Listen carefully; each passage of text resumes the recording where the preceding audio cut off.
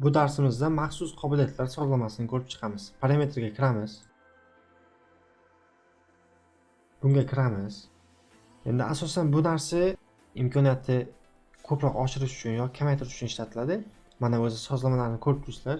Обычный tekst yoki bo'lmasa tekst kattartirish, kichraytirish, shunaqa yoki buni foizini oshirish yoki yarkisini pasaytirish, ko'tarish yoki animatsiya qo'llanishi yoki mana bu maytlar, push menyuda maytlar prizashni bo'lishlari mana o'chirib qo'ysak mana ranglari o'zgaryapti.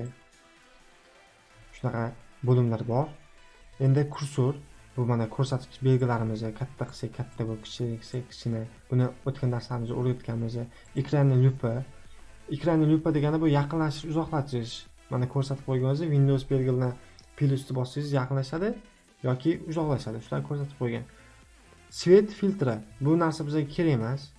Vысокий ham kerak emas. Bu narsa bu menimcha ko'zi qandaydir og'riydiganlar yoki ko'zi yaxshi ko'rmaydiganlarga bu qo'l keladigan rejim.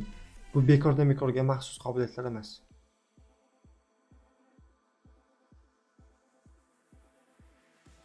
Zvuk. Bu zvuk boya ko'rdik, bu zvukni ko'taradi, pasaytiradi shu joy.